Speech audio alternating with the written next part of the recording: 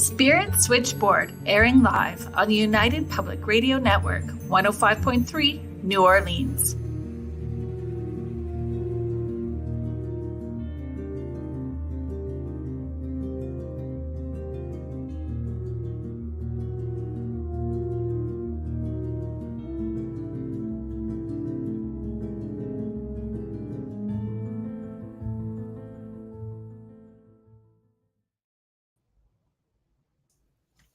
Hello, everyone. Welcome to Spirit Switchboard. I am your host, Kerrilynn Shellhorn, and you are joining us live on the United Public Radio Network and the UFO Paranormal Radio Network, 105.3 and 107.7. Today, we are welcoming back Grant Evans, and you may have seen Grant on Haunted Hospitals. He is a paramedic that's been involved with the Ontario Paranormal Society since 2018 and is currently the co-director for the team. So thank you for joining us again. Thank you for having me. It's a pleasure. Yeah, it's so fun. It's fun connecting with somebody who thinks similar, enjoys talking about paranormal things. And I had this list, and I knew that I wanted you to come back on and go through this list with me of paranormal things, not just, just to have a discussion. Is it paranormal? How can we make it explainable? And when is it what the heck? Because I don't know if you get a lot of people that send you evidence of things that they've caught, and you end up in this, position of having to very gently go, it may not actually be paranormal. And it's kind of a hard place to be in. Yeah, it can be. Usually, as an investigator, we ask people to provide us with evidence, anything they've captured to corroborate their story. So there's a lot of times we'll get things that people claim they're seeing, and then we see them. We're like, I don't really know what you're seeing here, because I absolutely do not see anything. Like, I had one of the strangest ones of many was someone claimed that they could see faces and hands appearing from underneath their skin. And the pictures they sent was just the person's back. There was nothing protruding or pushing through. So that kind of going along with perhaps maybe a fuller assessment of that person and their medical background might tell you something about what's going on with that person, as opposed to something paranormal, right? So and that's part of it. And maybe people don't realize that either. There's the time of day. Had you been awake for 48 hours? Do you take medication for anything? And it's not to be intrusive. It's to make sure that you have the whole story in order to get it. And that some of those experiences need to be repeated more than once so that you can try to have some sort of plausible explanation, for it. Most definitely. Yeah. Oh, yeah. So, you survived October. I want to talk about, just because we're at the beginning of November. I always say November 1st, I'm like, I survived October. You survived October. October is such a crazy month. But I think for me, it really goes from October to like the second week of January, because people, may not realize, like, the haunted stories continue through Christmas. Like, Christmas has a lot of haunted ghost stories attached to it as well too. So I find we move right from October into like the energy of Christmas. It stays, that thinning of the veil stays for me until like after the new year. But how did you fare through October? We were really busy. We ran charitable tours for local museums every weekend the entire month. So we were incredibly busy, on top of trying to stay up to our clients and keep up with them and making connections that way, and taking new clients too. So we love October. It's fun, but it's the busiest month of the year for us. So a little bit afterwards, we can take a breath and catch up, and it feels nice. But yeah, like I said, that energy doesn't necessarily fade. It's but I would say the general public maybe is less interested. You get those. A lot of people are fans, right? They love everything Yeah. spooky, and Halloween's spooky month, right? Everyone wants everything spooky. And as soon as that's over, there's a little bit of interest waning, I find, but it doesn't mean our Yeah. cases go down. It just we're not getting Nope. as many requests, but we're still getting them. So I No. can And test that, Julie. yeah, we also have Donna and Catherine saying hello as well too. Donna is saying hello from Delaware. That's awesome. Thank you for joining us, everyone. I think that spooky for sure. People are wanting the spooky, and they don't necessarily realize that investigations aren't always spooky from start to finish. That's their expectations and what the reality are two separate things. For sure. Yeah. The television really condenses your expectations from like a weekend perhaps into like an hour or less. Yeah. So um, we always joke as investigators, we say a lot of times we're just spending time hanging out talking to ourselves in the dark. Yeah. Um, so Yeah. we don't always have things flying off shelves and all those wild things happening, but No. from my experience, we usually find those wild things after in the evidence review. Like, I can't believe we missed all those things. Like, we have all these audio captures and whatnot. So But I think yeah, that it's fantastic. sorry. Let's go ahead. It's okay. Oh, I was just gonna say Catherine Johnson saying hello from Ireland. Hi, So Catherine. Thanks for I joining. found I found that when I had a community programming television show with Rogers, and that's what I found too. Like an hour and a half session was whittled down to a 12-minute clip. So you're seeing 12 minutes out of like an hour and a half. So even like in investigations, that's what ends up happening. What they're doing on TV could be days worth, but it's taken down. So it appears like there's a lot happening, and I think that's why, everyone laughs at me, but I always focus on the snacks. What are we bringing for snacks? Because we're going to need the snacks. I'm the snack queen when it comes to investigations, because I know we're going to need it. And I know that sometimes it's out of boredom because you're just kind of setting things up and then you're waiting. You're just, Yeah, yeah. and the coffee. Coffee's a big thing for our team. We love to have coffee runs to keep us up all night, and Yeah. it's funny too, like you're saying, like just setting up stuff. We find too when we're not even paying attention, we'll capture a lot of evidence. Like when you're just having that casual conversation with like Yeah. one of your colleagues, and all of a sudden in an audio recording you hear someone else talking. You're like, where'd that come from, right? Yeah. It's not always like you must jump when I tell you to jump, or you must answer my questions right away. No. It's the spontaneous answers a lot of the time too, which is very fun. Yeah, and it's fun, and you don't recognize it, and you don't hear it until you're doing the reviews, and you don't like. I always wonder: is it because you are in those non-thinking moments, so the people in spirit are participating, or they have?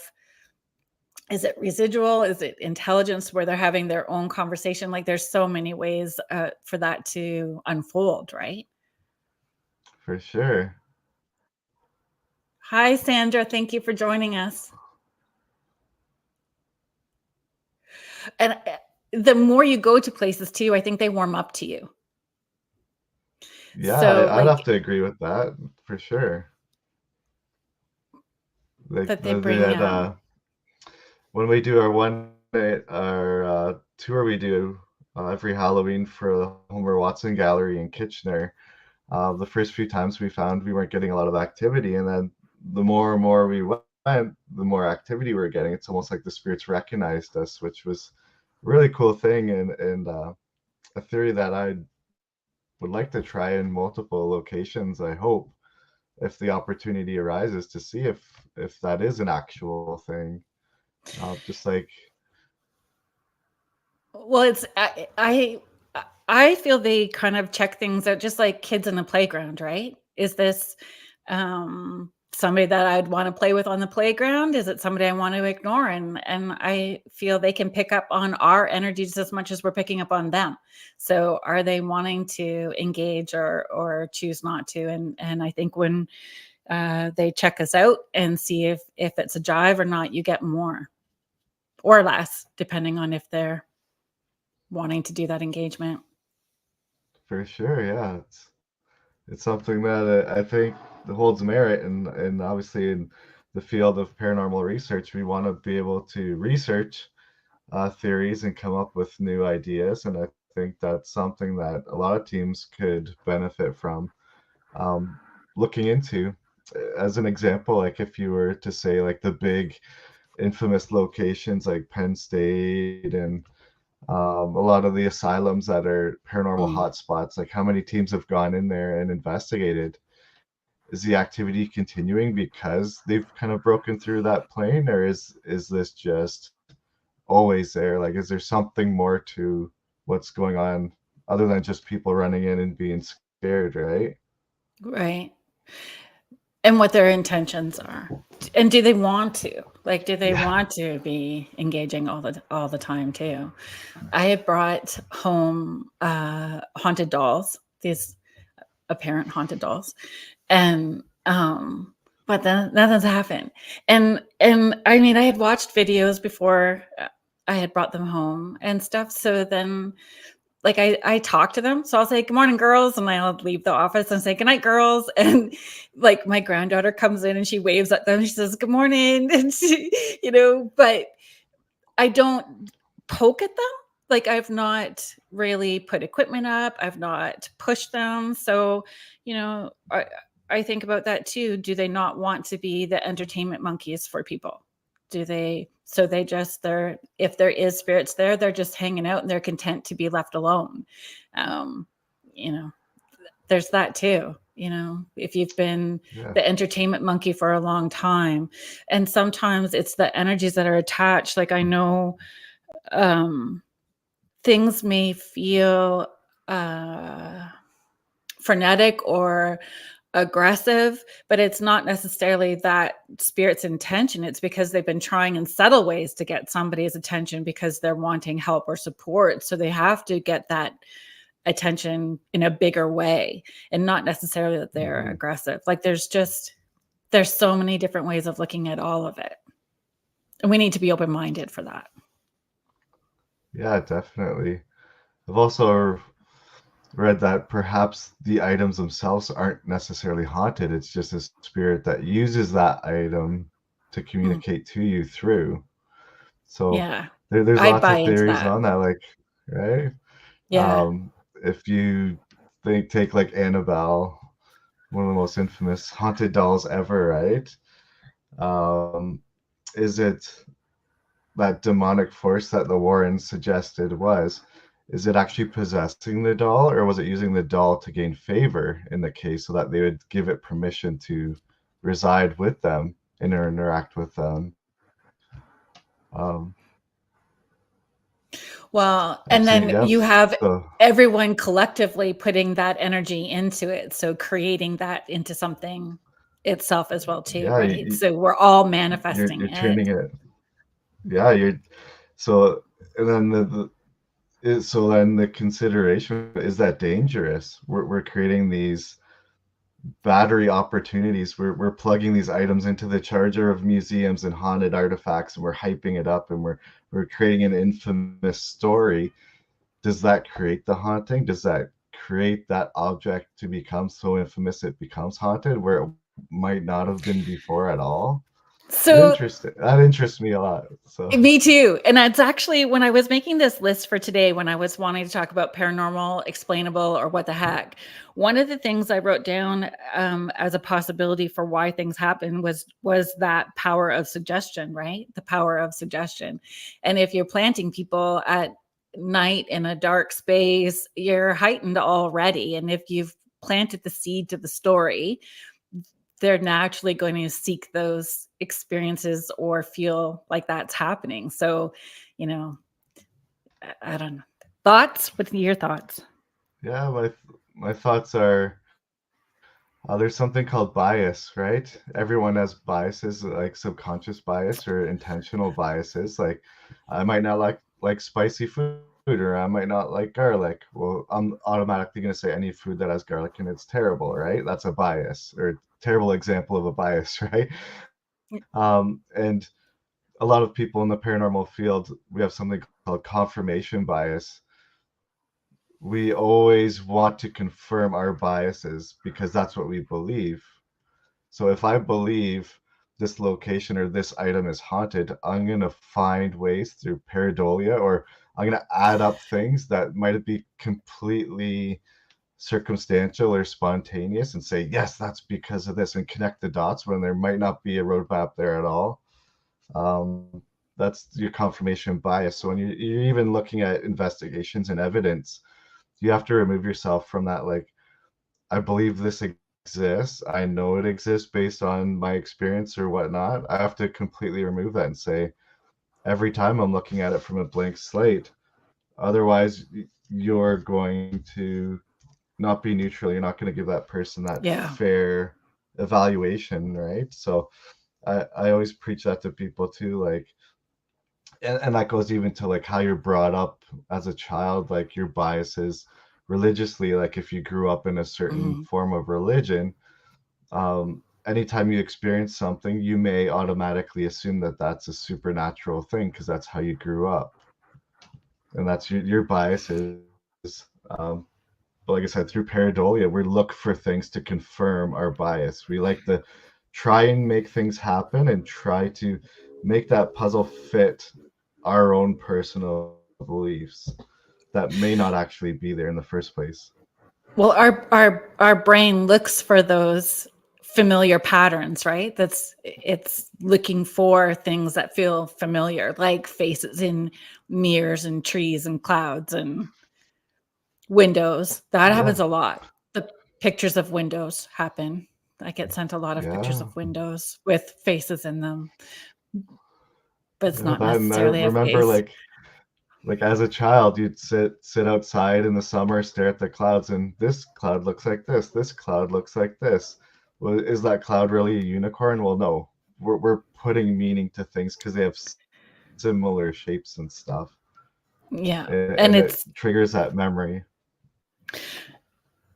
so when could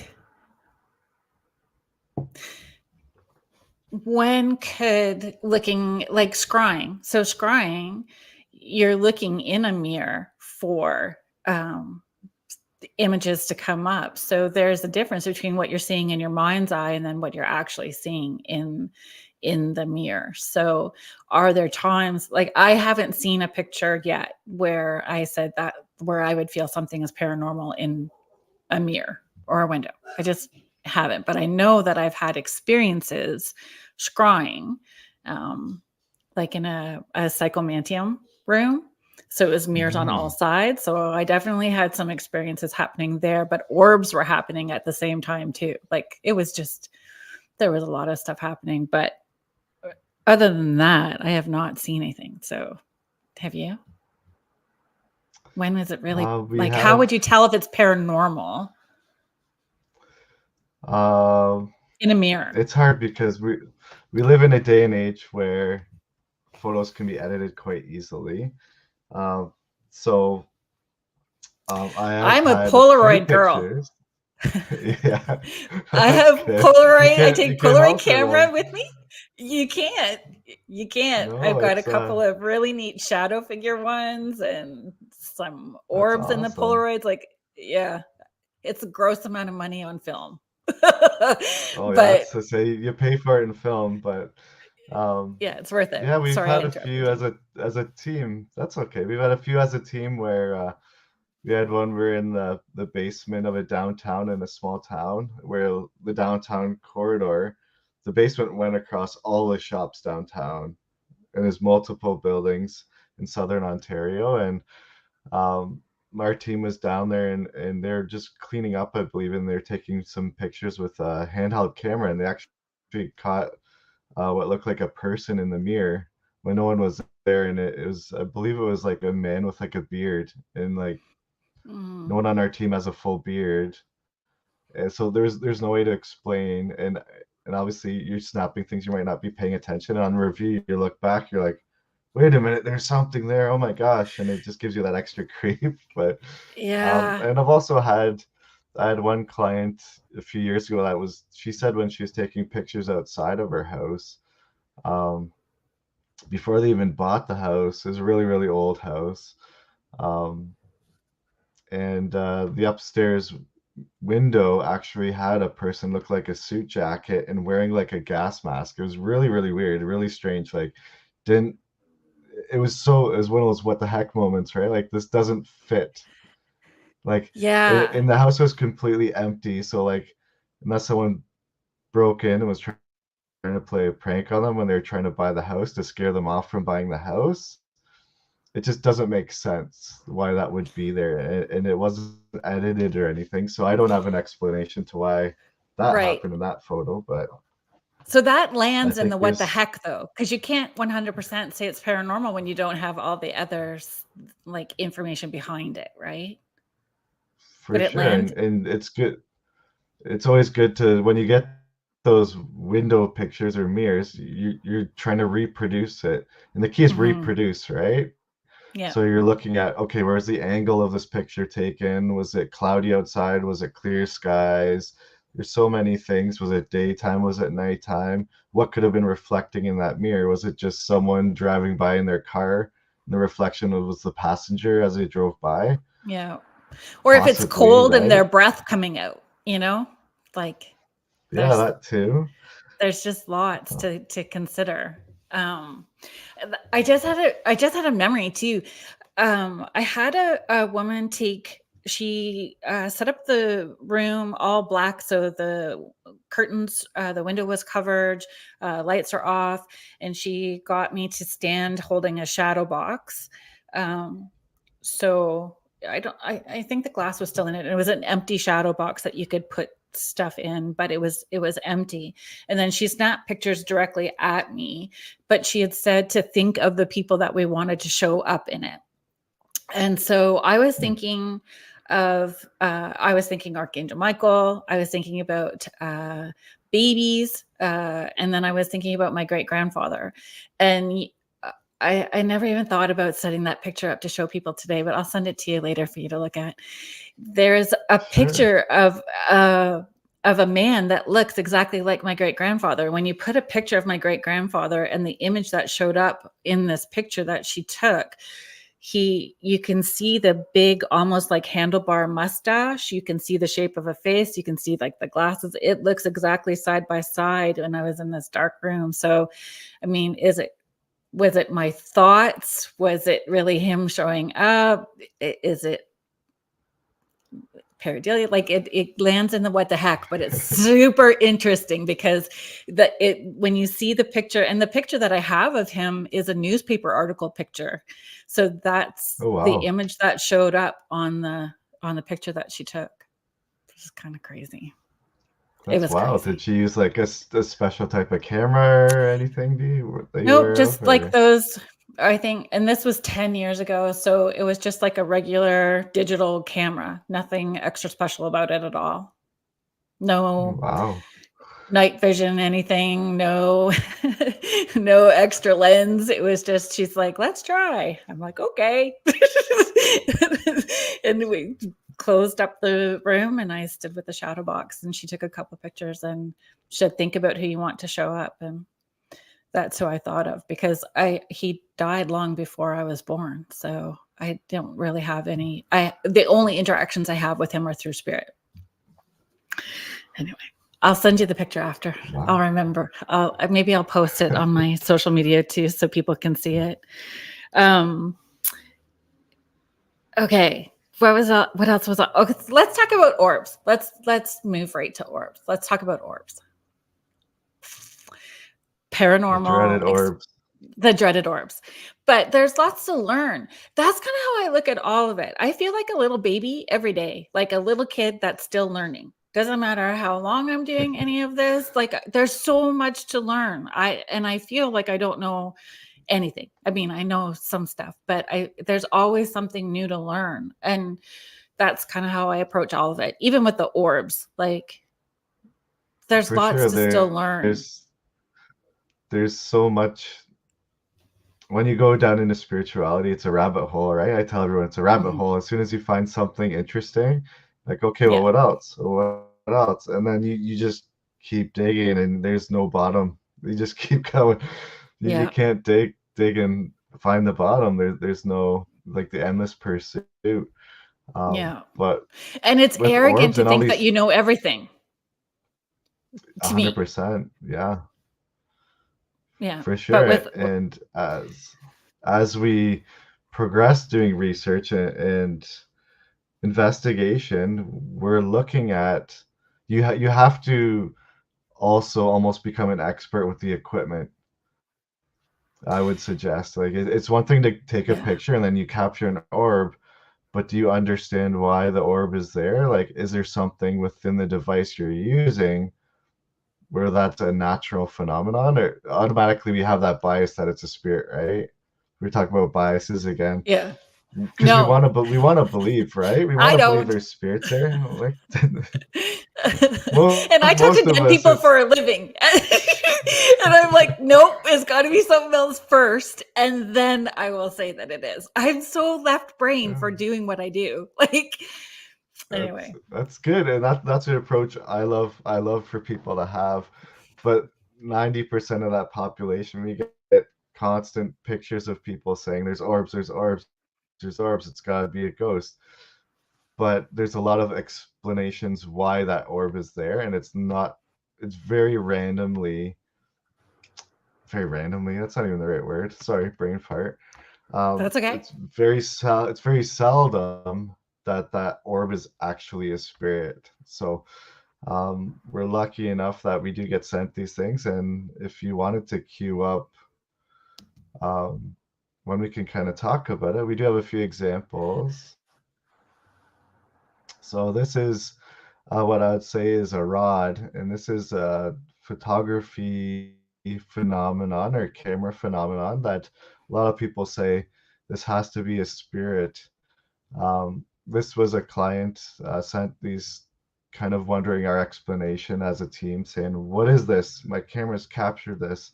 Um, if you look at that, you say, "Okay, well, there's a linear pattern. There's round spots along it. What could that be? Could that be a ghost trying to rip through a portal, entering your garage to come and live at your house? Maybe. Very unlikely.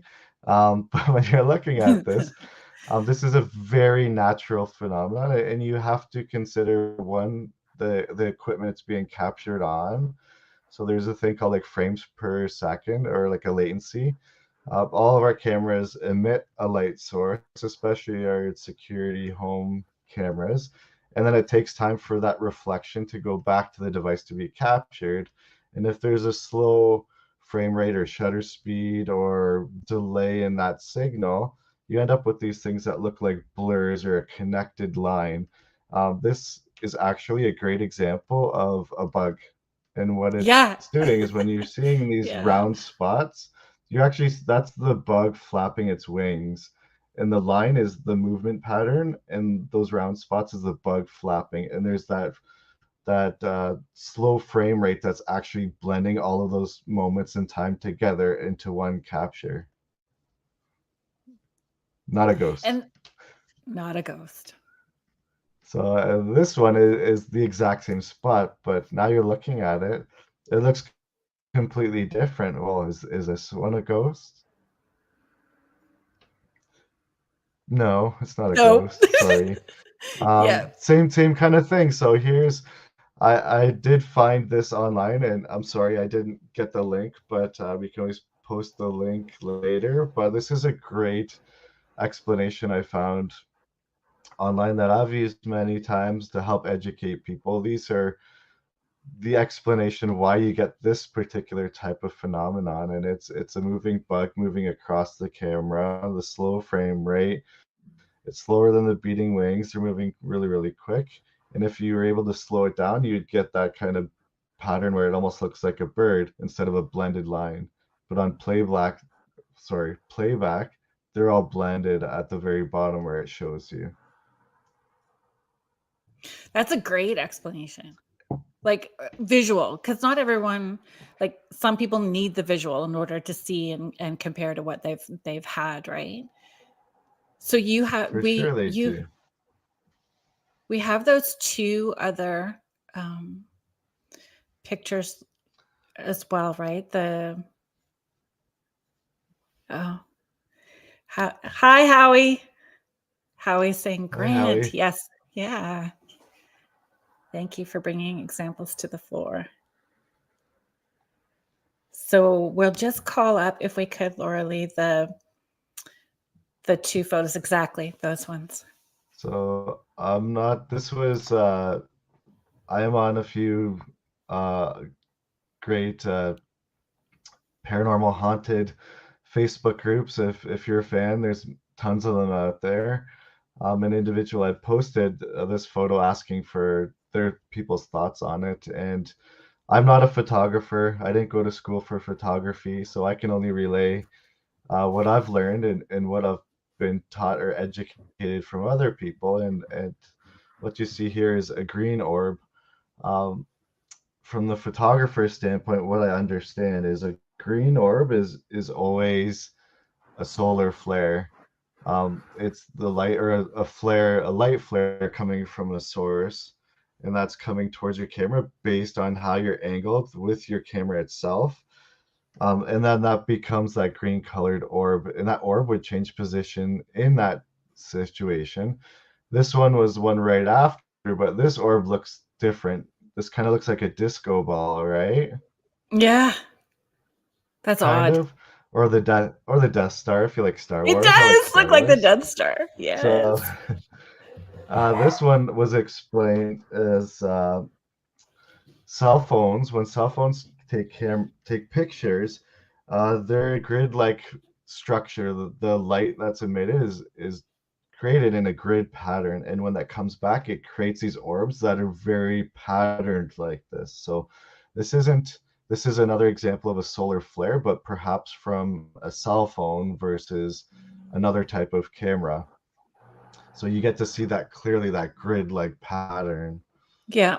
Fascinating, And right? So, it's super fascinating. And moisture and dust have similar, like I know someone who kept sending me these outdoor pictures from their security cameras, but like it's just moisture. There was hundreds and hundreds of these circles, these orbs, and it didn't matter how I tried to frame the conversation.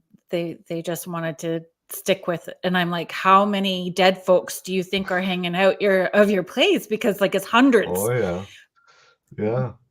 But that's really where they I wanted to stay. had a funny story like that too. I had years ago. I was in the pursuit of trying to get a few clergy folk uh, to help me with clients, and it's very hard to do. It's very Hmm. hard to get support from organized religious leaders, but they're very happy to share their experiences with us, Yeah. me and my partner at the time. And he was showing me film after like picture after picture of a missions trip that they had been on in Africa, I believe.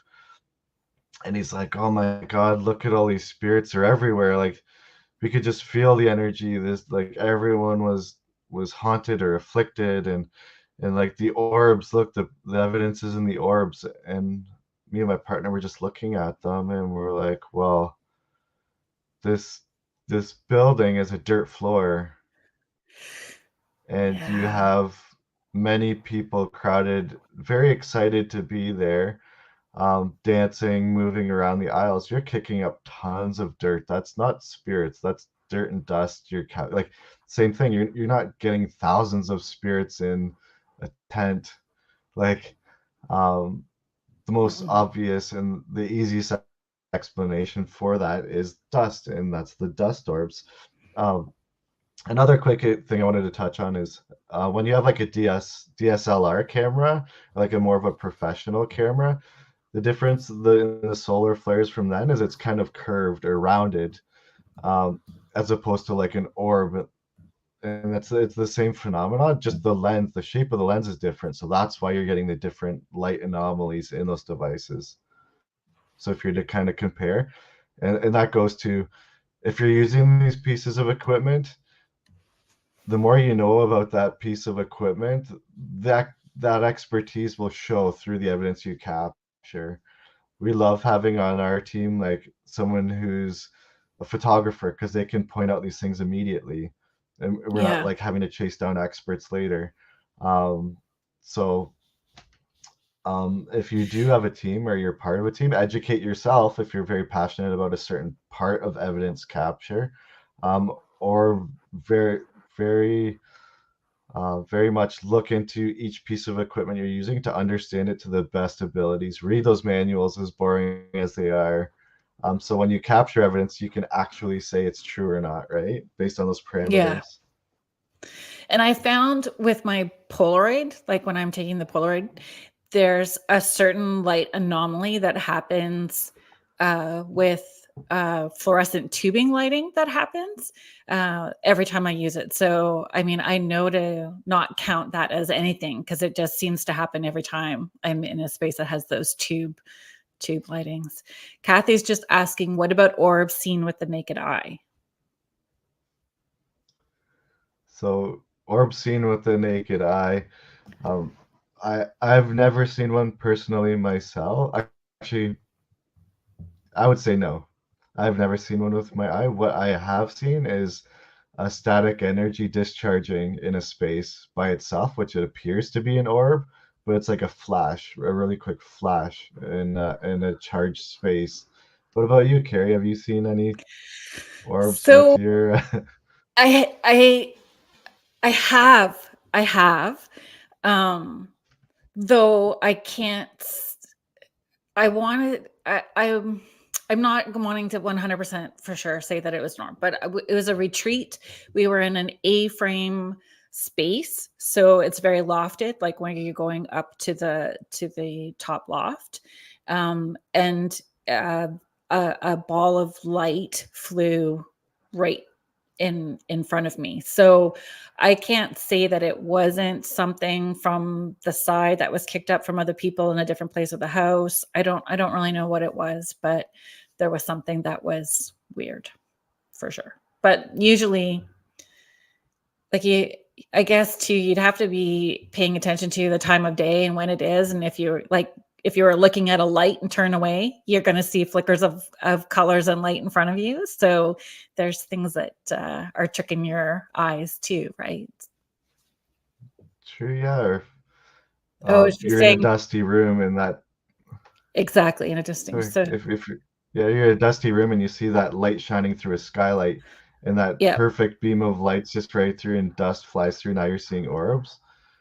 yeah, Doesn't mean that people can't see orbs or that's not true because it's something that has been reported. People see, and it's hard to validate, right?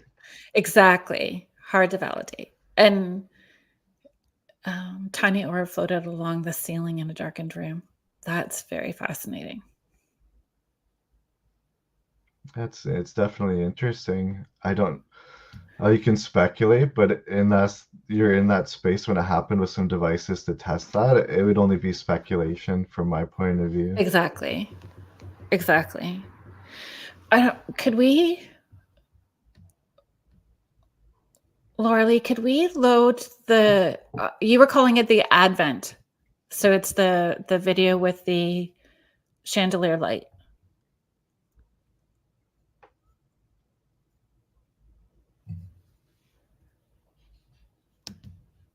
Thank you, Howie. Thanks, Howie's Howie. saying, yeah, Howie's saying, Grant, you're the first person I've seen on a podcast bringing charts and examples. Now that's professional.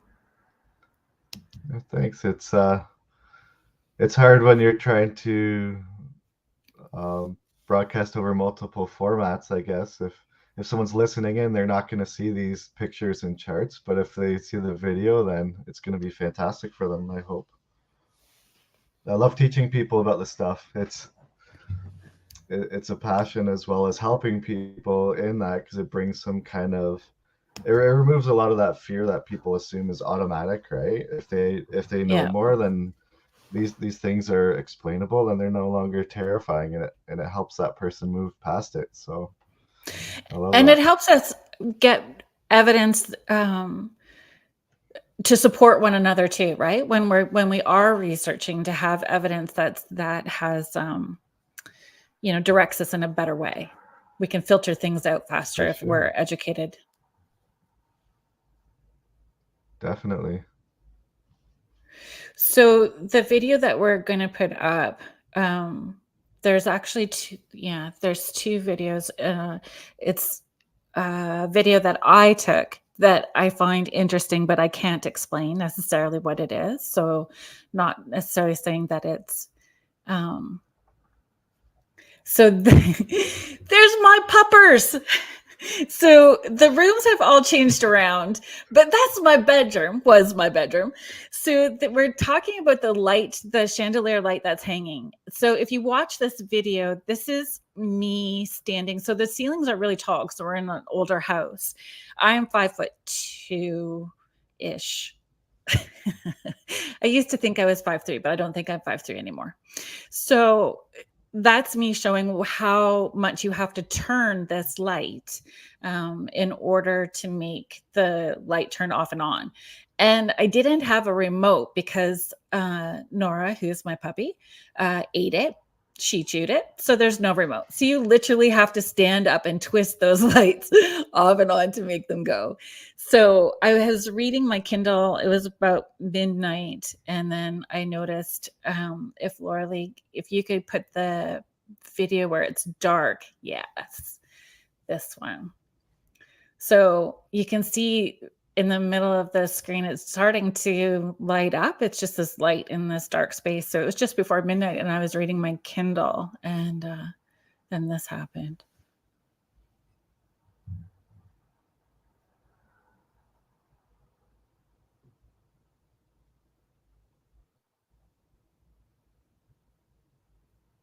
And then it just goes off. It starts off, it's bright, it's slowly turned on, and then it's slowly shut off.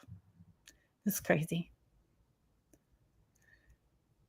It's one of those things where it's a twist to make the connection between, I assume there's a battery in there, probably, Mm-hmm. And so in the that's the candle. thing.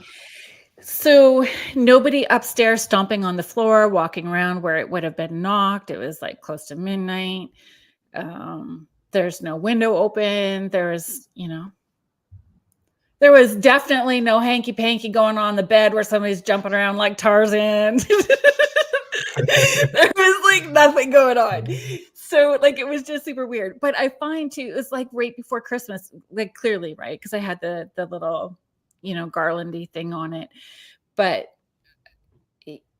it wasn't something that I could make happen again. It's not something that happened a second time. Now, I know I'm going to tilt this up so everybody can kind of see that light has moved into my office. So it's right above my head here.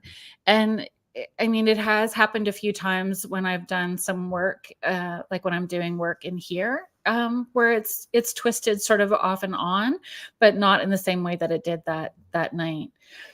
And for me, I was like, I know I got clients tomorrow. You're a day early. You're not allowed to bug me in the middle of the night. So you'll just have to chill till tomorrow. And I was like, just don't do it anymore if it's really something, right?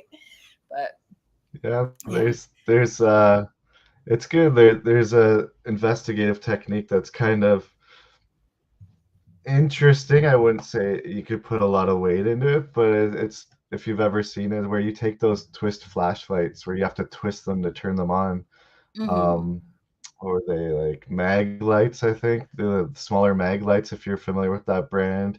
You twist the top of it to turn it on or off. And there's some kind of paranormal techniques that were early. You'd ask yes or no questions and you turn it just to the point where it's almost on but not.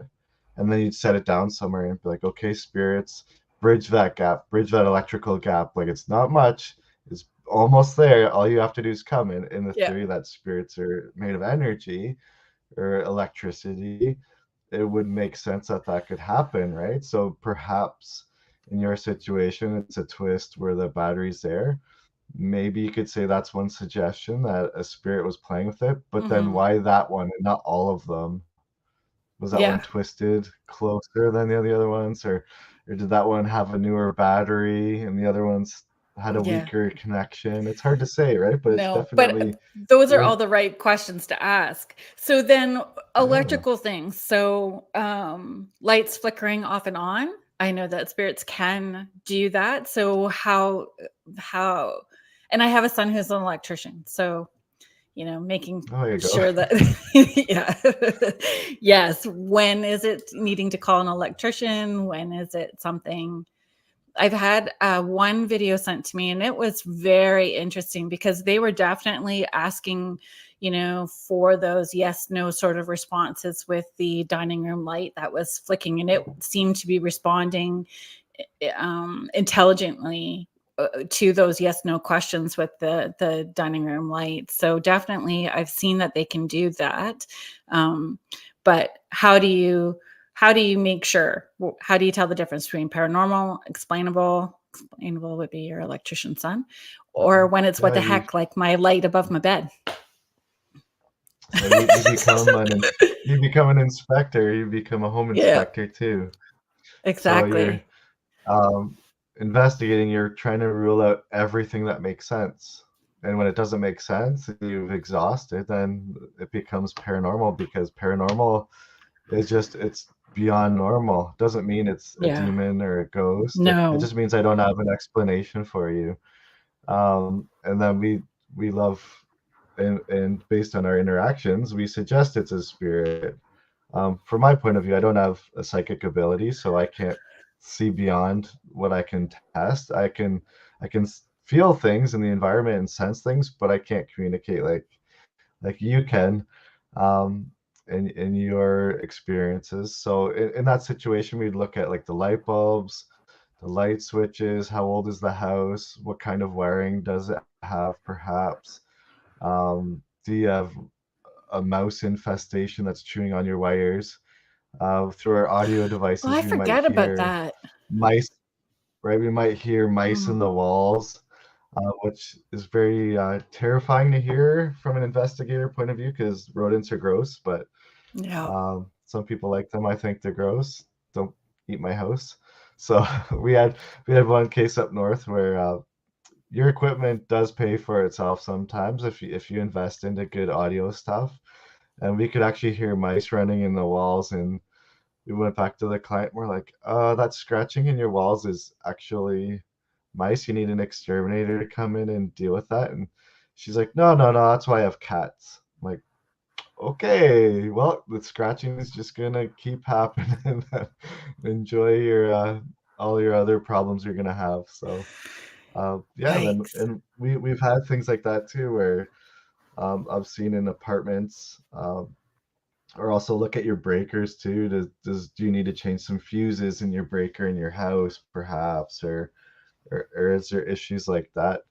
Um, but when they respond to you when you're asking questions, it's the what the heck moment. Like maybe this isn't just a malfunction. Maybe this is a spirit, and corroborates that client's story. So we're always trying to test. I tell people, and it can seem strange for some people to even consider that, but when I test, I always like to test for intelligence. That's my bar I'm always going for. With So with investigating it as a mm, whole, you're looking for intelligent responses. I'm not yeah. saying, "Hey, come turn this light on." I'm saying, "Hey, there's this equipment. Interact with it as you will, and if you choose to answer my questions, go for it." Like they're not barking dogs, right? Like you said, where they're gonna do things every time you ask them. Yeah. Um, but if there is an intelligence there, you're gonna get intelligent responses, and that can give you an idea of what's going on, and you can categorize what that haunting, if it is a haunting, where it falls, if you believe in the wild world of supernatural like I do. So, and hopefully a lot of the listeners too. So, Yeah, and I think people may hear the word haunting and then see it from a different point of view as well too, right? If they're thinking that it's dad that's coming in, and they're not going to want to use the word haunting either. Like it's just dad in yeah, spirit popping in and saying hello, right? Or supporting you if you had a bad day, because all of that plays a factor too. What I've also found too is asking those questions if the person that's in the home has had traumas and is maybe extra sensitive as well too, because um, that psychokinesis can happen, right? Where it's actually stuff that's happening in a space is actually happening from that person. So really, not wanting to sound judgmental or intrusive, but asking some of those intimate questions to really understand what's happening in the space and with that person and what they're bringing to the right. table. You just dug into my like second favorite topic. Yeah, I love this topic too, like a Yeah. lot. Yeah, yeah. Um, Yeah, because your it's not always parapsychology. demons. It is not always demons. Yeah. It's like, You're and for people don't anyone want to that take doesn't accountability. know. People don't want to take accountability for their Yeah. role and how some things play out, right? Yeah, for a lot of people that might not have heard that before, it's called parapsychology. It's one of the fundamentals. And it's a lot of that centers around poltergeist activity. Mhm. And they call it RSPK, reoccurrent spontaneous psychokinesis. So it's reoccurrent, it happens frequently, it's spontaneous because they're not controlling it. They are controlling it, but they're not aware of it, and they're actually manipulating things with their mind. So RSPK is a great term, and that's you look at a lot of major hauntings, infamous ones that are centered around like adolescent kids Mhm. or near-death experiences is the other big one, and the whole idea of perhaps hormonal changes within the body is you're Yeah. activating more of your brain, and through that your brain is spontaneously interacting with your environment without you being aware. There was a fantastic book by, I believe it was Michael Clarkson, a Canadian author who did like, I believe he did true crime, but he did a brief 2 or 3 book stint on parapsychology, and the poltergeist phenomenon was one of his books he wrote about. And they actually studied people at several universities trying to reenact and get these things to happen on demand. Super fascinating if people love to read. Mhm. But they found two of the biggest factors are those near-death experiences or out-of-body experiences when you die and you can see everything going on around you. You revived, and then you tell that story, and it blows people away, right? Um, but their brain is more active now because they have passed away. Now they've been revived, so their brain can do more than the average person, and that's why those things theoretically can happen around those people. Give it a read if you can. You'll learn a lot. I think yeah, I know someone who like has broke dishes. Like dishes have broke in those high emotional, high intense moments for them. So, that was my learning curve with, because thought for sure that there was a poltergeist in their space, but I'm like, you need some Tai Chi and therapy. You need some Zen, and we're gonna Yeah, calm the energy in the space, and let's see if like let's just um and I think just be open minded. I'm open minded that there could have been a spirit in this space throwing her dishes around for sure, but I definitely yeah. that's not There's what there's other another great example. explanations. Yeah, another great example or another case. I believe it's called The Haunting on Lindley Street in the United States. And there was, it's one of the best documented paranormal cases I've ever read about. And a lot of people don't even know about it, but in its prime, there was actually, I believe, up to 40,000 people outside of this house just standing around like a mob, waiting for activity to happen because it was so famous. And Wow. uh, I'm surprised that hasn't become a movie, to be honest. But there's all these investigations that went on, and the first half of this book explains all the haunting, all these activity that was documented by like police officers, firefighters, like professionals were going on the record writing about what they were seeing in this home. Um, and then a parapsychology team came in and did their own research, and they mapped out like this happened 10 meters from this person at this time. Like they got down to like the measurements and everything. And what they found was when the daughter was in the same space as the mother, was the adopted mom, that heightened emotion state between the two of them actually caused poltergeist activity in the home Mm. and substantial, whereas like lazy boy recliner chairs were lifting up and dumping people out of them.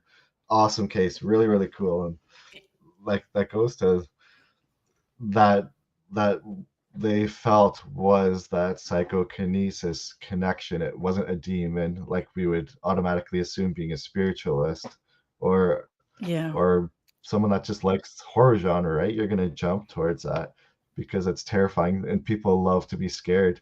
Truthfully, a lot of people love to be scared unless it's in your own home. So I guess it's that dopamine rush, right? It's like that adrenaline rush. Joyce is here. Hi, Joyce. I took a picture of my granddaughter on my phone. Later, I made a digital copy. There was a bright orb beside her head in the copy that was not there in the original.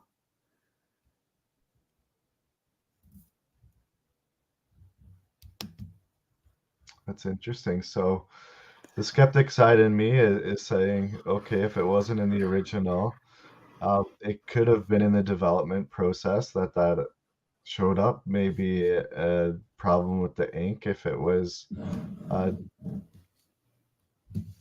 no, sorry. You said you made a digital copy. So did you just copy it from the device and then create another copy of the same file within your computer? Or was this like a printed copy? If you're still there, Joyce, I'd love to hear more. But Yeah. because if it was a printed physical copy, like you could say maybe it was a problem with the development process that lended to that, or it could have just been the screen you're looking at as well. Maybe the screen wasn't big enough that you could pick that out.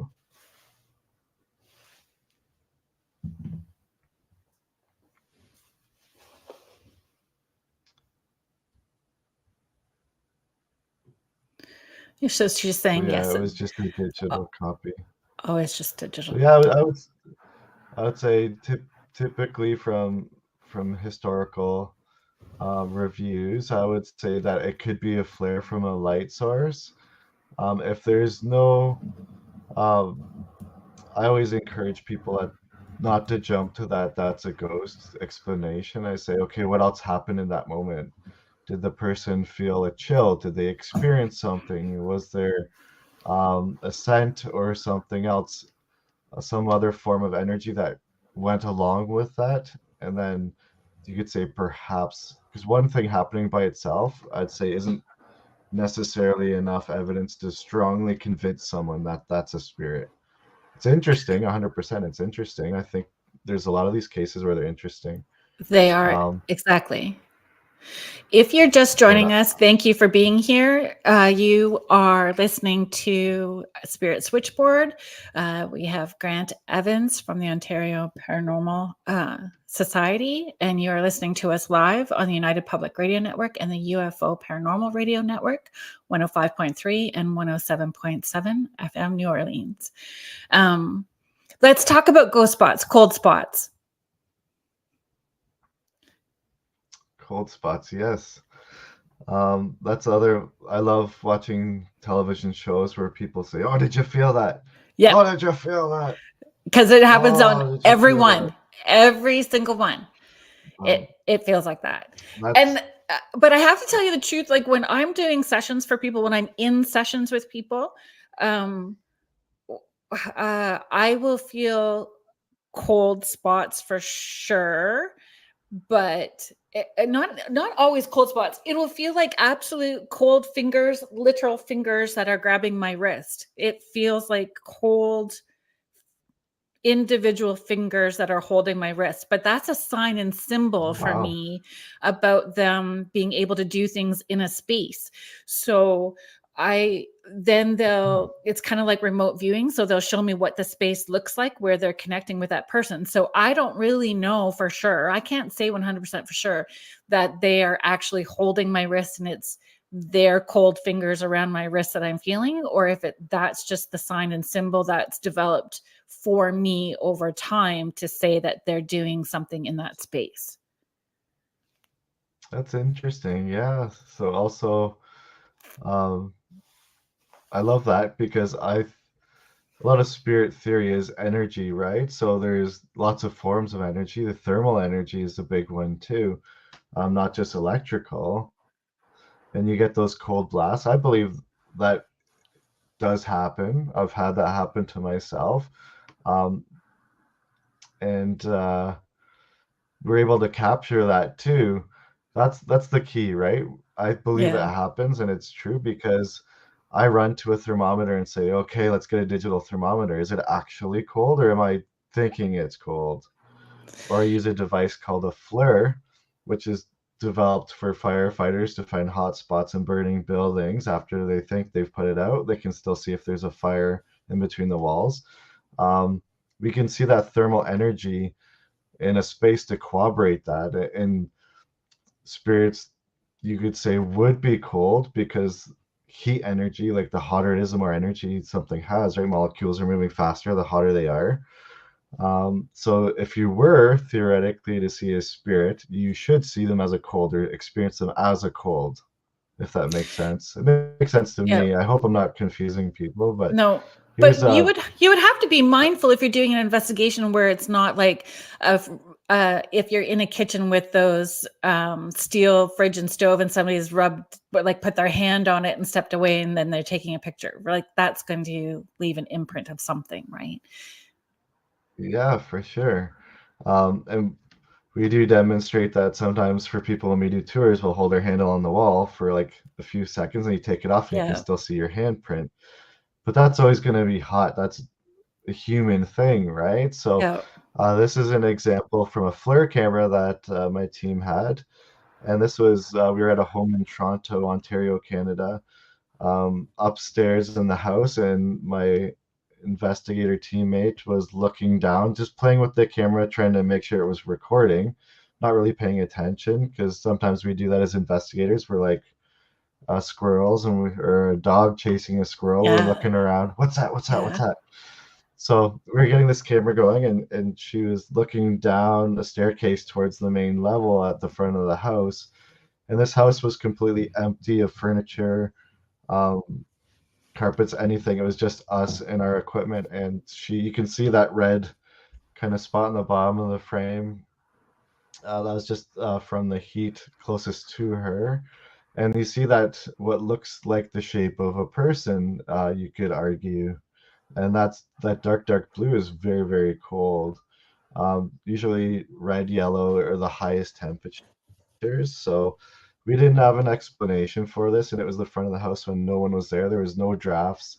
Um, I believe it wasn't in the winter time, so you wouldn't see a draft just sitting in one spot. Like there's no vent there. So Yeah. you It's you wouldn't see that isolated like in one spot. airflow. It's isolated, and it almost looks to me like someone leaning up against Yeah, a it cabinet does. or something, right? Yeah. So for me, as an investigator, I can say that could be a spirit. Or one of my colleagues also, he's a police officer, he likes to say it's evidentiary because it's not pure evidence. I can't say beyond a shadow of doubt that that's evidence this exists, but it's leaning evidence towards that this could be a spirit because we don't Right. have any other explanation for why there's the shape of a person that's cold there, and very uniquely in that space. If the whole space was cold, the whole space would be that color, right? Right. So that's very fascinating for us, and we actually have a video of the same. That's a still frame from the video that we have from the same device on the same case.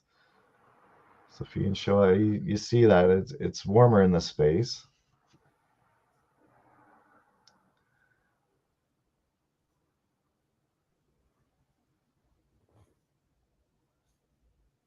She's just trying to make sure that it's actually recording and checking it out.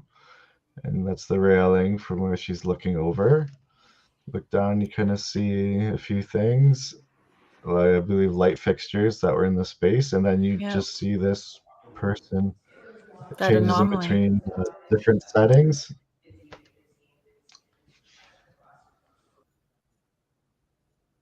Yeah, we're not talking about anything important in that moment. We're just bantering because we're investigating. But yeah, it's fascinating, right? So Yeah. I do believe that spirits can manifest as cold energies, and sometimes they'll take warm or heat energy from a space to manifest, or you might see a sudden change in temperature before someone manifests, or you capture something.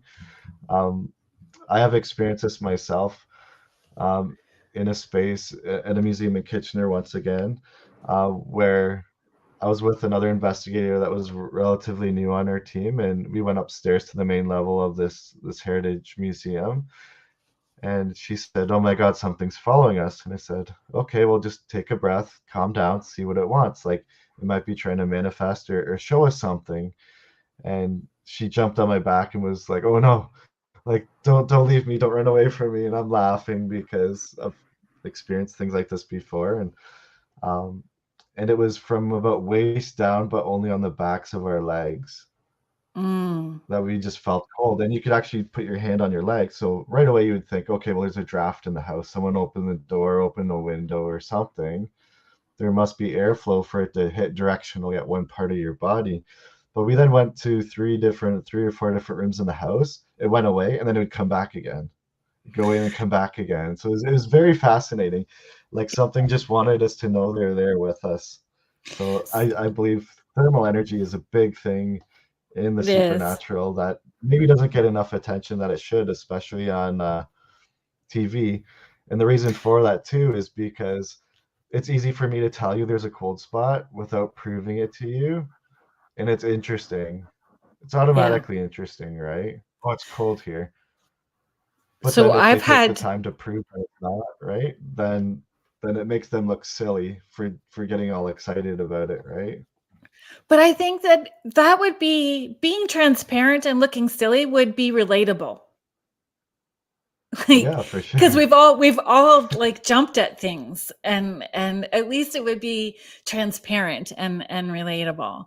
When I've done private seances in the house, we've set up the like a temperature gauge, and you can feel when it shifts. And we've asked spirits if they can move the temperature higher like to a certain number, and we'll say like it could be, this room is cold, like I'm in an older house, there's no light fixtures in the ceilings, like I don't even know if there's like insulation in this room, it's cold, like you have to have an extra heater in here.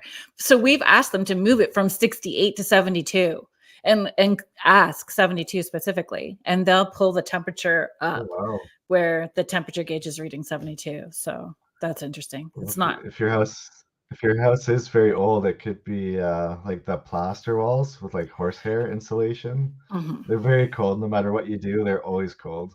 Yeah. So if you're Yeah. looking around that 1900, early 1900 age, you're gonna have those very cold rooms, unfortunately. But Yeah. Yeah. It's cold, and it is those plaster walls in here. So that's what our place is like. oh, You nice. not really hanging everything, right? Trying to hang stuff doesn't work either. Yeah, yeah. No. My previous Um, house had that, and we got a crack in the wall. I'm like, oh no, how do I fix this? It's plaster. I can't just drywall it, right? you can't. So No. old homes are beautiful, but they're very fun to maintain. Mm-mm. So. No. um, you sent a video that we're just gonna Laura Lee is gonna load up for us from the cemetery. So, you know, I think yeah, is it This was this a one? different, that's a picture from a different one. So I can talk about this one while it's up if you want. Yeah. This was a client sent us a video from their home security system, and what happened, you see a tree there and this white kind of mist around it. Not sure, you can't zoom in too much, but you can kind of see that even though it's not super fine. Yeah, you see that there more around there. So the video was very fascinating because middle of the winter, it was snowing. The roofs had snow on them up in Canada. We're unfortunate blessing. Oh, don't play that one yet. Go back.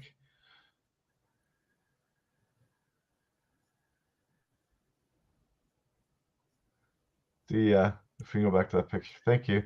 Thank you, So Lorraine. that video, yeah, it's two separate videos. I'm sorry, I should have clarified that before. But this one, you see something in the camera, and it's linear.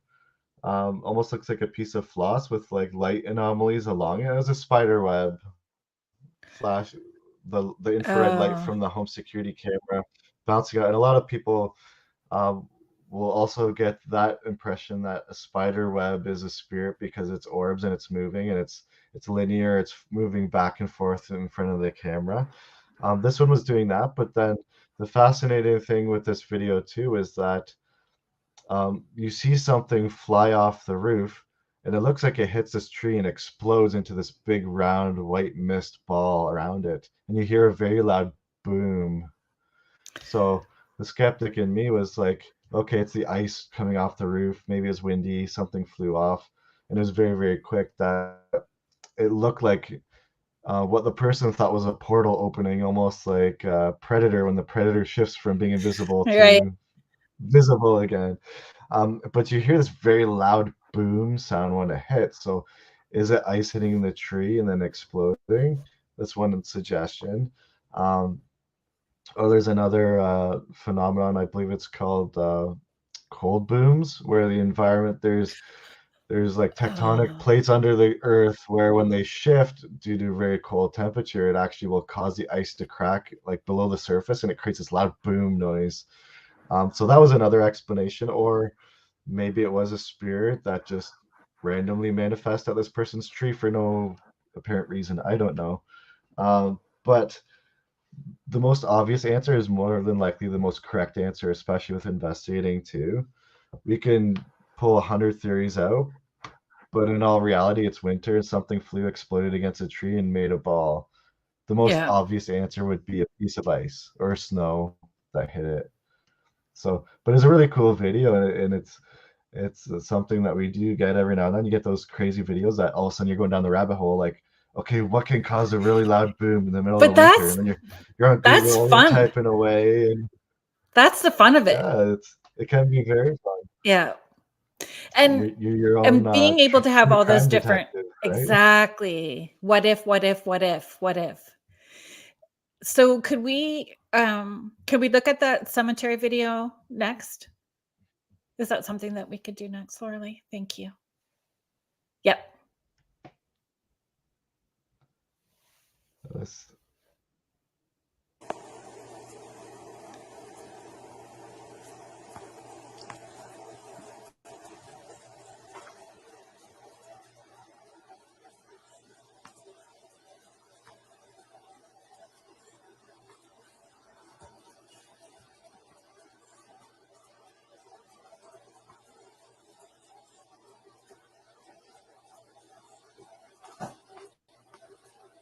you see, so some context to this video. It was a client had sent us this video asking our opinion on what it was. Um, and this was he lived across from this property in his house, and he was saying, "Oh, you got to get in here. Like my home security camera is capturing this on the property adjacent to me." But this property that was adjacent to him was a cemetery with a church on it, um, and an active church, um, holding things every Sunday. And he's like, "Oh man, there's so many stories here. I'm a caretaker here. This. You guys got to get in here." As investigators, we can't go anywhere unless we have permission. You don't want Mhm. to trespass and get a ticket from the police. That's not fun for anyone. Mm-mm. Um, but this was a very fascinating video, and he said the person that actually first noticed it, the reason why it's filmed with a cell phone on a computer screen is because it's like a security camera for the actual location. But his friend had posted it on TikTok for his friends to see because he thought it was scary. So it's interesting when you watch it, it almost looks like someone's kind of pacing the grounds there. Um, and it looks like a linear humanoid kind of shape moving side to side. It disappears, goes in and out of the frame. You see those white kind of orbs bouncing around for a lot of people that love orbs. Those are all bugs flying Bugs. around. It's the Yeah. summertime. Those aren't orbs, those are bugs. But that linear movement is fascinating, right? Uh, the skeptic side to me would say most things that are linear, bouncing around on a security camera, very likely could be a spider web or a bug web that's picking up that infrared light. And it's wind. The wind is moving that reflection side to side, and it's kind of phasing in and out as that light reflects off it. Or it very well could be a spirit, right? I because it's owned property by a church. A lot of churches don't want us investigating in the supernatural at a church because they don't want people playing with that on their property Mhm. typically. Um, so and the whole cemetery thing, right? Like it's very plausible that that could be a spirit, and it's very fascinating piece of evidence. I would say that you could take it either way, right? You come up for those explanations and based on your own education and what you think it could be, or you're very much you could be right both ways, in my opinion, on that one. Very fascinating, and I would love to have investigated that more. Um, but obviously, permission is a big thing. We can't just break in, unfortunately. No. Trespassing is a big thing in Canada. And So, there's a lot of places that don't want I mean, I understand church is not wanting to be investigated, but there's places that don't want that history or reputation of being haunted and having that kind of attraction that comes along with it, right? They just want to um, keep on the down low if they have things going on. Not everybody wants that reputation. yeah, I've heard there's a lot of historical buildings or museums that have that reputation for being haunted, and the owners absolutely deny it or don't allow it to even be suggested or brought up. Hmm. Um, I I've heard if you're Ontario, Canada, there's a great historical place called Dundurn Castle, where I was told that the guides, when they do the historical guide walkthroughs, were told at one point that they were not to talk about it at all, not to bring it Mm. up. Some people are so superstitious they think if you talk about it, you're bringing bad luck too, right? Like, don't talk Uh, about breaking your leg because you might break your leg. I guess. Like I don't that know. old school Did you get to superstition, walk? right? Like you talk about. Did you get to walk through So Kingston go ahead. Pen? I have not walked through there, unfortunately. Mm. So they have a script they have to follow. So it is given to them. They're not allowed to deviate from their script. And yeah. So when I went, I was like, if I ask you a question, can you maybe nod your head up and down or shake it back and forth for a yes and no for me? Because it was kind of an interesting experience. But then they had like retired uh uh, guards. They had retired guards that were at different places. So if you Oh stopped and wow. kind of asked them questions, they would give you the down low on, and then pulling up their phones and showing you photos of things that they had captured on their phones as well too. But Wow. the guides were not allowed to talk about any of that. Like we walked by one section and I looked in and I had to look away really quickly because all I saw were rats. I saw rats coming out of the toilet. There was rats coming everywhere. And Oof. and it shocked me. And I said, oh my gosh, blurted out when I probably shouldn't. So I knew from that moment on to keep it to myself. I'm like, is there any reason why I'm seeing rats in there? And she went, mm. And she nodded her head, and then she just kept going with her script and didn't go any further. But there was like a lot. It was a lot. I found the museum across the street was more intense actually than Kingston Pen for me, because they had like Wow. shanked like all of contraband and things that they had in the cells that they could use for interrogation, uh, like from a long time ago. Usually, That isn't it like a lot of those prisons, the house or the museum beside it is actually the warden's house where they lived. So Yeah, so it's the I, warden's house I across think the there's street a that I've. few, Yeah, yeah, a yeah, few places like that through the UK as well, like England and that, where that was the case, I believe. Um, Richard Estep or Estep has a yep, bunch of books about investigations he's done, and he's done prison ones, and I'm pretty sure he said like the warden's house is worse than the jail sometimes. yeah. So That's exactly how I it's super experienced it. fascinating.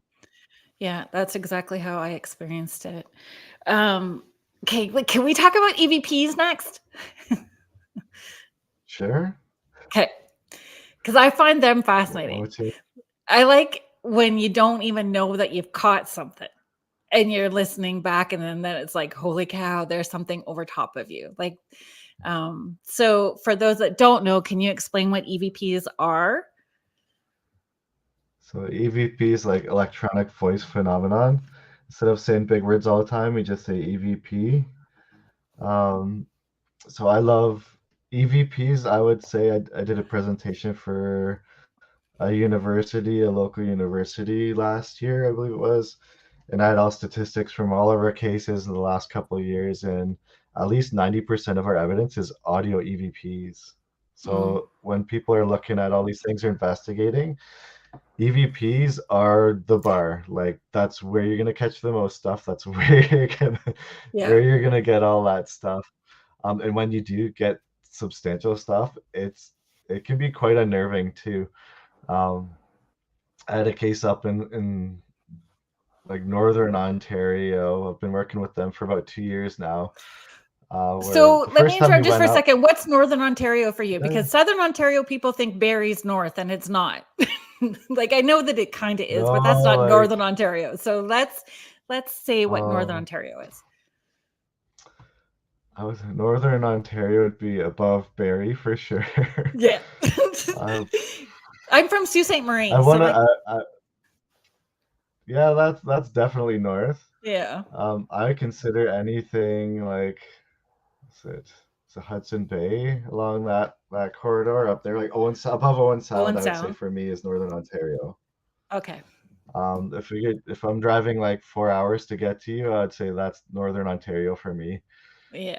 Um, and I'm not going to Thunder Bay because that's a lot. That's like a day's drive. But That's where Laura Lee lives. um, so yeah, that's awesome. So we're at this house and we spent hours and hours at this house.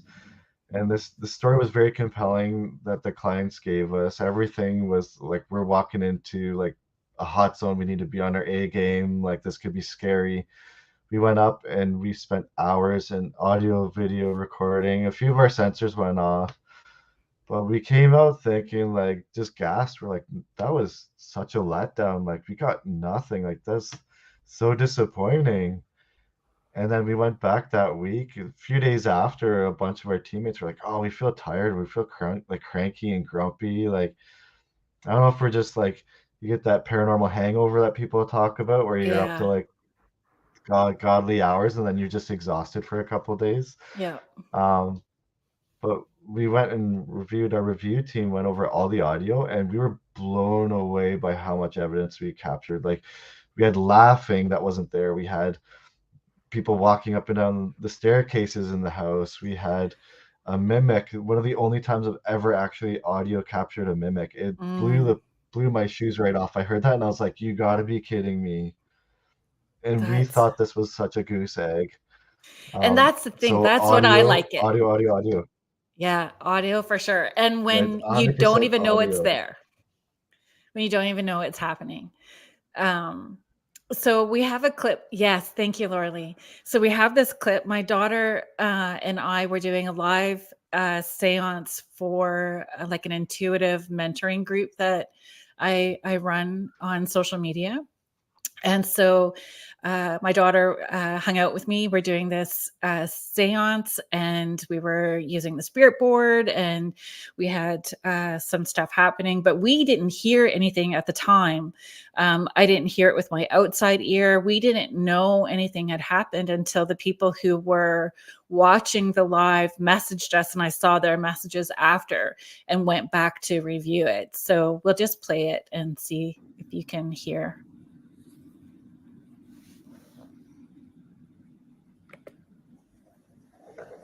Yes. Okay. What would you like to share? N O. Don't want to share. R M. Norm.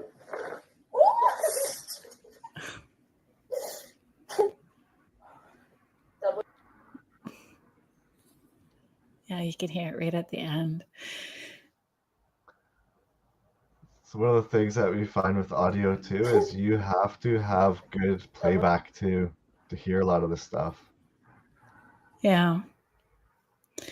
So right at the end, you can hear that breathy high. And I mean, you don't even need the headphones to hear it.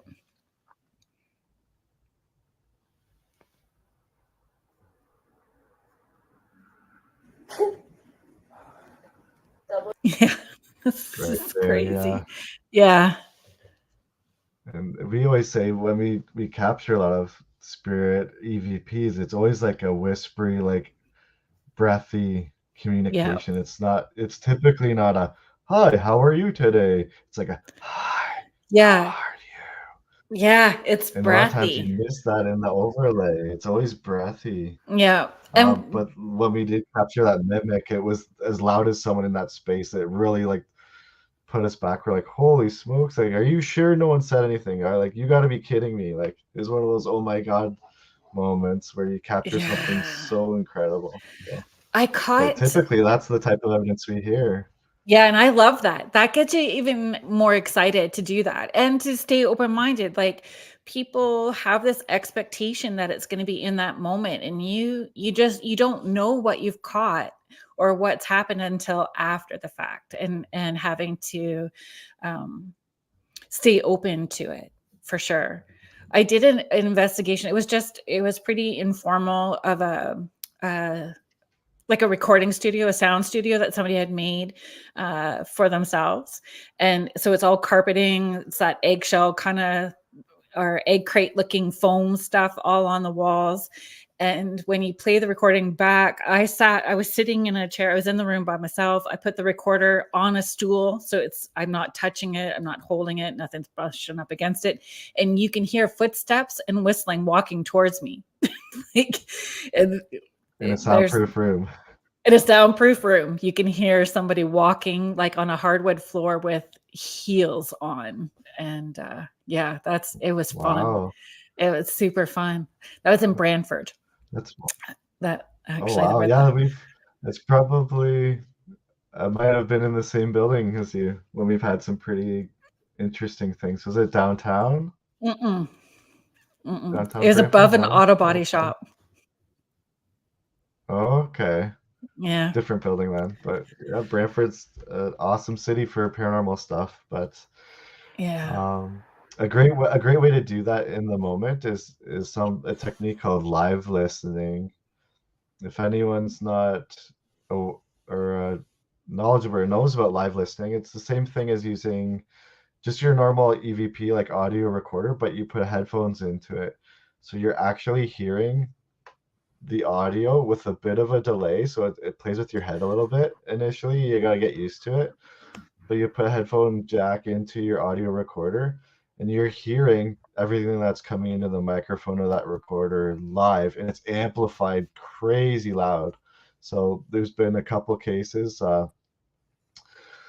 My team, a bunch of our teammates, investigators went and did a breakfast television, city TV, if morning show, little guest thing with the host there, and our teammate that was live listening actually heard some EVPs in the moment, while she was there in the studio doing the segment with Love them, which that. was super cool. Like, and she picked up on it right away. She's like, I think I heard this, and then we reviewed it to confirm, but she heard it in the moment. So that's one great way, Yeah. to try and get that feedback sooner. Or you do burst EVP sessions. So you'll do like a 3 to 5 minute quick audio Q&A and then play it back to you. But you're limited to the audio of the device too. Like, those devices are great for recording, not for playback. So you always have to be mindful of that too. Yeah.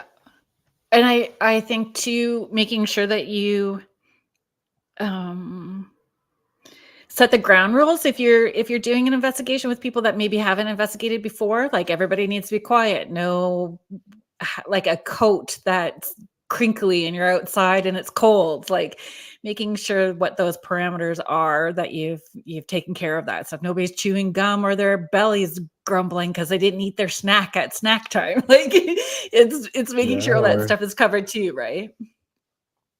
yeah, that's your snacks, right? You bring your snacks so you don't get I that. know. I And then investigation snacks are yeah, important.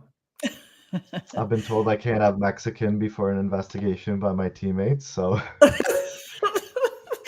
Because does your belly rumble pretty loud? Yes, Howie, it does, yeah. exactly. And just like, yeah, Howie, you're bang on. Everything you do, you say like, oh, I just tripped, I just banged into something, or no whispering, you're talking loud, because those EVPs are whispering voices usually. Mhm. And call it out like, oh, I just heard my colleague in the basement talking, because I recognize the voice. And then if you go back and say, hey, I wasn't talking, and you can compare notes, then okay, well, maybe it wasn't. Especially if Um, you're not gonna be the one it's doing the great. review, because the person who's listening, if you're not Yeah, doing your own review and somebody's doing the review, they won't know. for Like, they sure. That's great. Your car is driving by. Oh, car drove by. Or, oh, Yeah. I just closed the door. Like, you're walking into a space. Grant's coming into this room. You announce you're coming in. That way, if someone's listening, they start hearing footsteps. They're like, oh no, what's that? Right? It's great to always be obvious, like Howie says there. Great call. Howie, are you an investigator? Yes, Howie actually, has a podcast, and runs the Rift Nation, so you may be Awesome. getting a request to do another show, which would be awesome. It would be great Well, to connect thanks, Howie. with Howie for sure. Okay, I had this list of things that I wanted to talk about: paranormal, explainable, or what the heck. So, doors shutting, doors slamming shut.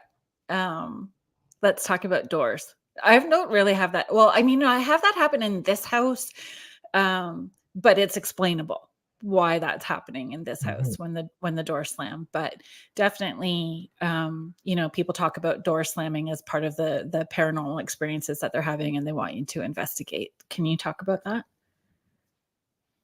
So door slamming, I believe, I'm not a contractor, Yeah. but I believe most door frames, when they're put in, they're actually angled to force it to close. So if you, like, in my house, as an example, if I have the window open in my bathroom, and the door is open, it will close itself with a draft. So um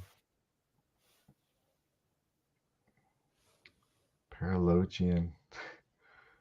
Awesome. Well, thanks for joining us, Howie.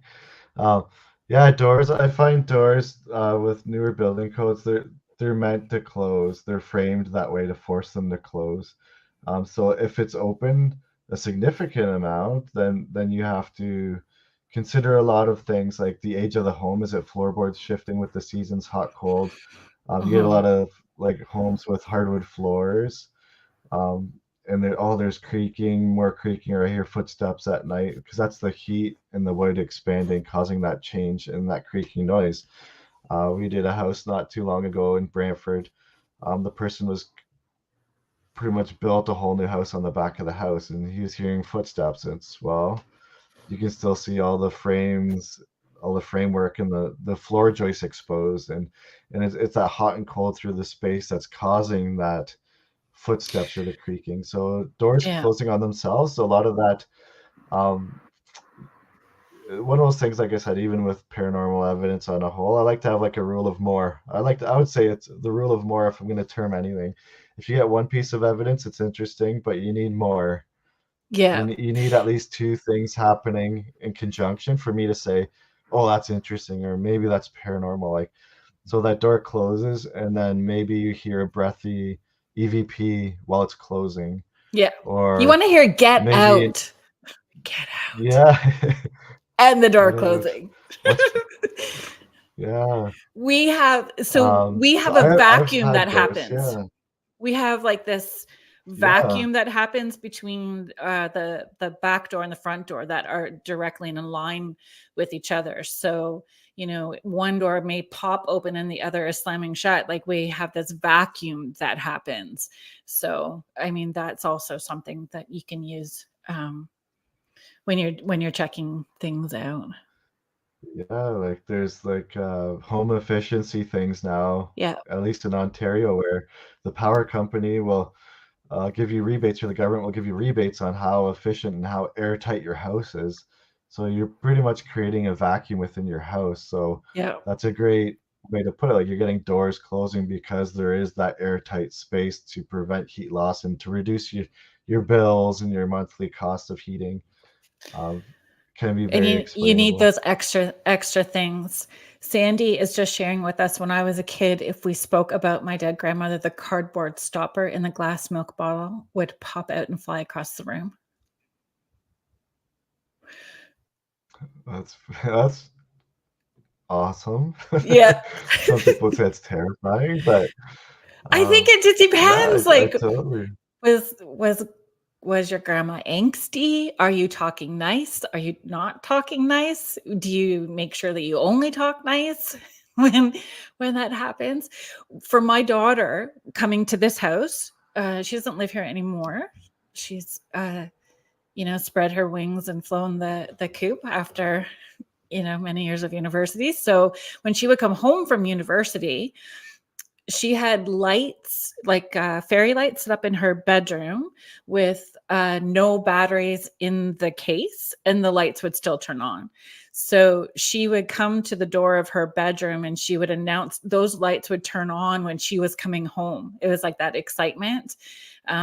She would stand in her doorway of her bedroom and she'd go, "I'm home for the weekend. You are not allowed to touch me. You are not allowed to use my energy. You cannot wake me up in the middle of the night." And she'd set the boundaries for what her visit was going to be like when she was at home. And those lights would just flicker when she was on her way back out the door. When she said goodbye, they would flicker and she would go back to school. But none of that stuff has Wow. happened since yeah, right?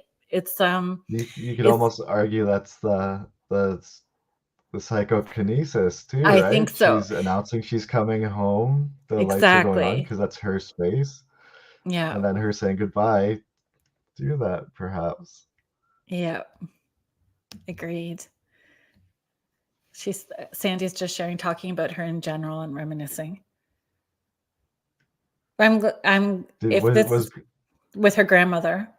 So if that was was her, no, grandmother a prankster? Or just if grandma announcing was that. a prankster, like to scare you, then maybe that's like you're talking about me, like, yeah, I'm still listening, right? Yeah. Popping that off. Maybe she liked milk a lot. I don't know. And that was something familiar for her, and she's just saying, "Hey, I'm here. I'm still In the listening." space. I've always tried to set the table on holidays with an extra place setting for family that's in spirit. So it was like Oh wow. a visual thing to include them and remind everybody that's here that we're honoring and celebrating those people that are no longer here with us, but here in spirit. So, the odd time we've caught some things, but again, is it that psychokinesis that we're creating that energy because we're putting that out there, or is it really them? But it feels good to me to have that visual there and to include them in those. Well, that's great, right? Like you think that tradition goes across a lot of Yeah. cultures, like the Day of the Dead, like Yeah. Latino, like they go to the cemeteries and have parties because they believe their deceased ones come back to visit them. Like, but would that happen if they didn't encourage that? Um, who's to say, right? I love that idea of remembrance, though. Marla's just sharing, my Maggie cat jumps off the bed. It's loud. No explanation. I know it's her. Did we miss part of a comment somewhere, Marla? Or are you connected with Sandy? Like, are we talking about, or are you talking about the cat jumping off the bed so you know that it's your cat? It's the cat in spirit? I When she want to hears make a sure that I bang in have her the whole house, story. Yeah. But animals can pick up frequencies so far outside of our house too, that sometimes the things that they're picking up aren't necessarily from picking up in the space, like when they're reacting to something. that's a good point too. My cats always freak out when a stray tomcat comes around the front porch of my house, and they can sense it from upstairs, way away from the front of the house. Like Cat they in can spirit. hear that weird growling noise from the cat, and they automatically go to it. So Yeah. And my dogs too. The dogs can pick up when other dogs are approaching well before I can even see something coming in the window. So they're already responding to something. The cat in spirit. So I, have had experiences where it feels like there's something sitting on the bed, where you can feel that depression of the mattress actually going down at the foot of the bed, where I felt that. So I know that that's possible. You're saying that you can hear that loud explanation and knowing that it's her. But I still am like, if this is you, I need you to do it again. And then I'm setting up equipment at the yeah, same time. And I still just still want that one or two other pieces of information that's validating what I'm having as a personal experience. yeah, for sure. Just reading a comment Joyce put up. Do you want me to? I can put it up for everyone. There we go. Put it up so people Yeah. Do you want to read it can out loud? understand the silence. There's a house in Scotland outside of Brantford that the family living there reported a rocking chair would rock by itself. Seen it. Cupboard doors would open and close. Then they took a family photo with a Polaroid camera. There's a man standing beside the family. I saw the picture myself. I was going to write a story about it in high school, but when I tried to get a copy of the photo, he wasn't there. Several people tried as well. He never shows up in the copies. Sometimes I believe that spirits only show up to the people that they're meant to see it. I agree. They don't want their story perhaps shared. They just were there Yeah. in that moment. I've had experiences, personal experiences where I'm like, why did this, like, it was meant for you to experience, as terrifying as they might be sometimes. There's so many chances this could have happened around other people, and it didn't. It only happened for me. Well, why? Right? And I like to believe there's a reason for that, or there's an explanation for that. Um, Mm-hmm. and my reoccurring thing is usually what I think is a warning, or a hey, you're getting too far, you're getting beyond where you should be. You need to take a step back and reevaluate. That's usually when I have my big paranormal moments. I think respecting, and it's going back to the same places, like when you're going back to the same places to investigate, we had talked about that as well too, like they get to know you. And I think there's a comfort level, and I also think that they'll share more when you're showing that respect to them. It's, if they are intelligent and you're having an intelligent experience back and forth, it's respect both ways. We're respecting them. If they're saying that they're done, not everybody wants to have a talk all night long and be poked and prodded at and do that monkey dance. So when we're respecting them, they respect us and give us stuff back. So I don't know, respect plays a big part in all of this too. 100%. Totally agree with you. So I know that we're coming to the end of our time. Thank you so much. It's always such a fun time having you on, and I look forward to it again. We'll do this again. Thank you Nice. to everybody that participated in the conversation with us today, everybody that came in and hung out with us and shared their personal stories. Thank you very much for doing that. If you are tuning in with us next week, I encourage you to join in next week. Like next week, I have Rebecca F. Pittman coming on, and we're going to be talking about the history and haunting of Lizzie Borden. She has her book out talking about Lizzie Borden, and it's fascinating. If you like paranormal, true crime, and mysteries, there's new evidence, there's photos, there's revelations in there that are new that she was able to share in this book. So it's fascinating. So you have been listening to us on the United Public Radio Network and the UFO Paranormal Radio Network, 105.3 and 107.7. Thanks for being here, everybody. Thank you. You've been listening to Spirit Switchboard with host Kerrilynn Shellhorn on the United Public Radio Network, 105.3, New Orleans.